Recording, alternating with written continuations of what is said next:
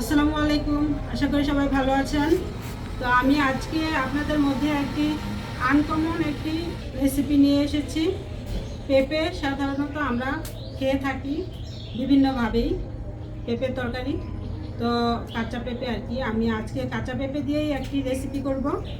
এই রেসিপিটা আমাদের ঘরে সবাই খুবই পছন্দ করে খায়, তো ভাবলাম আপনাদের সাথেও শেয়ার করি, কেননা আপনারাও এটার স্বাদটা নেন। তো আজকে আমি সেই কাঁচা পেঁপের একটি রেসিপি আপনাদের মধ্যে করে দেখাবো। সেই রেসিপিটা হচ্ছে চিকেন দিয়ে, কাঁচা পেঁপে দিয়ে আমি রোস্টের মতো করে রান্না করব। হলুদ ছাড়া একদম সাদা করে সুন্দর করে রোস্টের মতো করে রান্না করব। তো আজকে আমি একদমই গ্রামীণ স্টাইলেই রান্নাটা করব। আমি ঢাকাতে থাকলে একভাবে রান্না করি, আজকে আমি রান্না করব অন্যভাবে। তো আপনারা এই রেসিপিটি আমার দেখতে হলে আমার সাথে লাস্ট পর্যন্ত থাকতে হবে। তো আপনারা আমার সাথে থাকেন লাস্ট পর্যন্ত।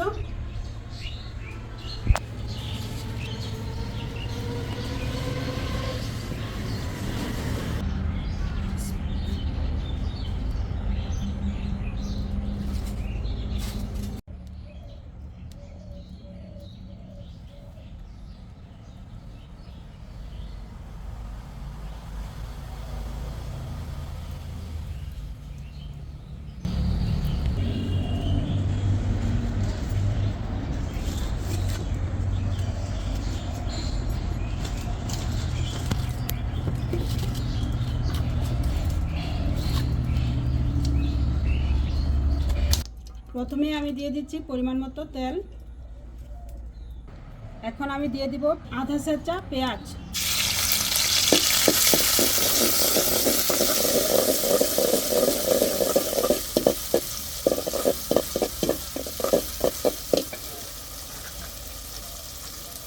এখন আমি দিয়ে দিচ্ছি আদা রসুন বাটা। যেহেতু আমি অন্য মশলা এটার সাথে অ্যাড করব না, শুধু সাদা করে রান্না করব, তো আদা রসুনের পরিমাণটা আমি একটু বেশি দিব। আর এখানে দিয়ে দিচ্ছি আমি গরম মশলা বাটা, সব একসাথে।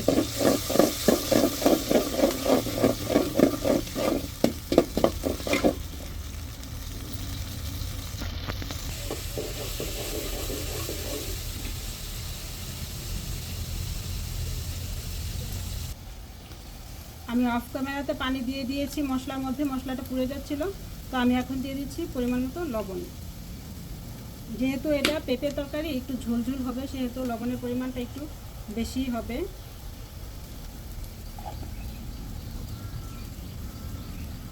অল্প পরিমাণে ধনিয়ার গুঁড়া।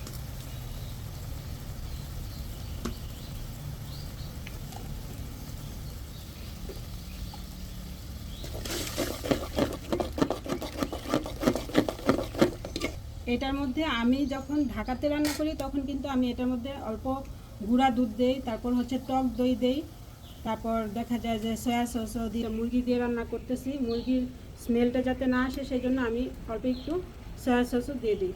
আর এখন আমি কি করব, টক দই বা গুঁড়া দুধ কোনো কিছুই অ্যাড করবো না এটার সাথে। আমি জাস্ট গ্রামের মধ্যে গ্রামীণ পদ্ধতিতে যেরকম অল্প মশলা দিয়ে রান্না করা যায় ওই রকমভাবে আমি এই তরকারিটা রান্না করছি। আমি ইনশাআল্লাহ আপনাদেরকে আরেকদিন আমি আমার বাসায় যেভাবে রান্না করি, টক দই দুধ দিয়ে যেভাবে রান্না করি একদম রোস্টের মতো করে, অবিকল রোস্টই বলা চলে ওইটার সাথে আর কি মুরগির সাথে শুধু পেঁপেটা অ্যাড করা হয়।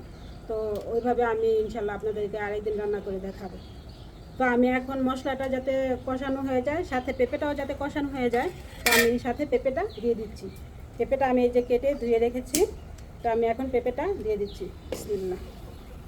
পেঁপেগুলো দেখেন একটু বড় সাইজের করে কেটে নিয়েছি, যেহেতু আমার মুরগির গোস্তটাও একটু মোটামুটি মাঝারি সাইজের করে কাটা, তো পেঁপেগুলো আমি এরকম করে কেটে নিয়েছি। তো এইভাবে করে কেটে নেবেন, এইভাবে করে কেটে নিলেই ঝোলের সাথে খেতে ভালো লাগে আমার কাছে আর কি। তো তারপরেও যার যেইভাবে ইচ্ছা করতে পারেন, কাটতে পারেন, যার যার রুচি মতো, কোনো সমস্যা নেই।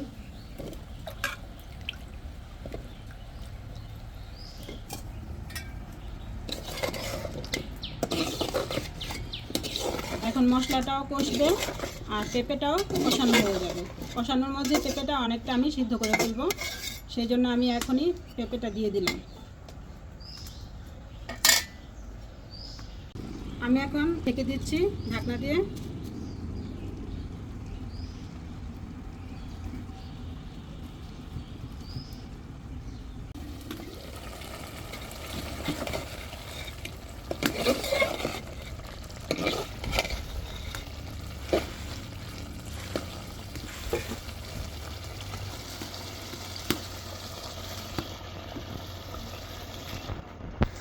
আমার পেঁপেটা অনেকটাই কষানো হয়ে এসেছে, তো আমি একটু ভেজে রাখা মুরগিটা দিয়ে দিব। মুরগিটা দিয়ে আমি আরেকটু কষিয়ে নিব, কষিয়ে তারপর আমি এটার মধ্যে ঝোল দিয়ে দেব।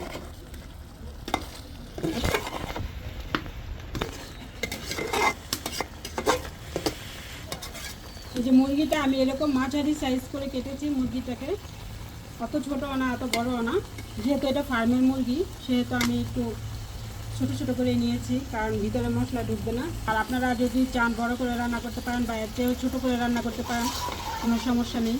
মুরগিটা কিন্তু আমি আগেই ভেজে নিয়েছিলাম, তো সেটা আর আপনাদেরকে দেখানো হয়নি মুরগিটা ভাজাটা। তো আপনারা অবশ্যই মুরগিটা ভেজে নেবেন, ভেজে নিলে টেস্টটা ভালো আসবে।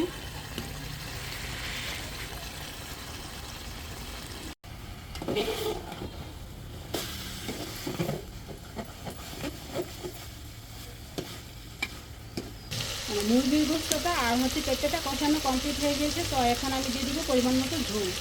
বিসমিল্লাহ।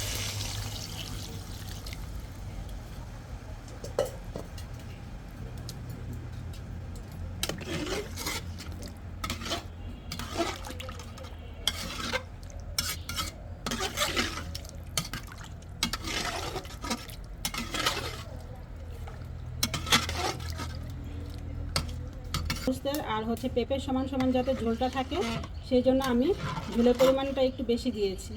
এটা একটু ঝোল ঝোল খেতে ভালো লাগে।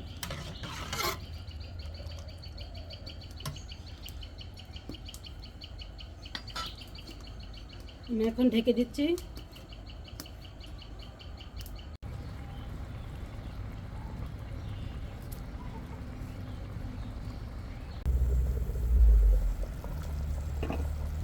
আমি দিয়ে দিয়েছি কয়েকটা কাঁচামরিচ।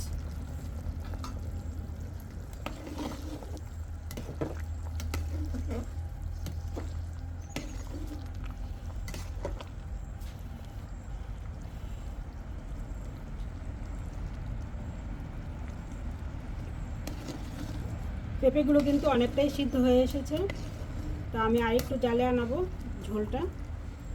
এর মধ্যে পেঁপেটা পুরোপুরি সিদ্ধ হয়ে যাবে, তো আমি তরকারিটা নামিয়ে নেব।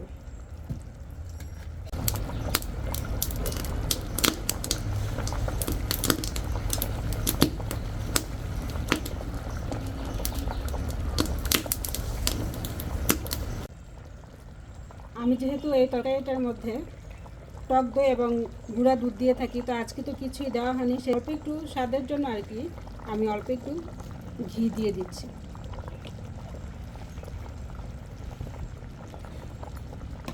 যাতে দুধের আর হচ্ছে টক দইয়ের অভাবটা বোঝা না যায়, সেই জন্য।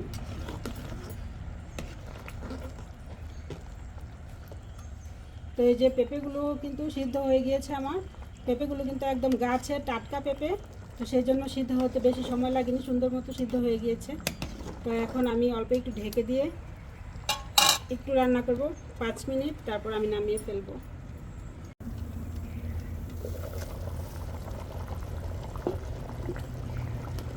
তরকারিটা কিন্তু রান্না কমপ্লিট, তো আমি এখন তরকারিটা নামিয়ে নিচ্ছি।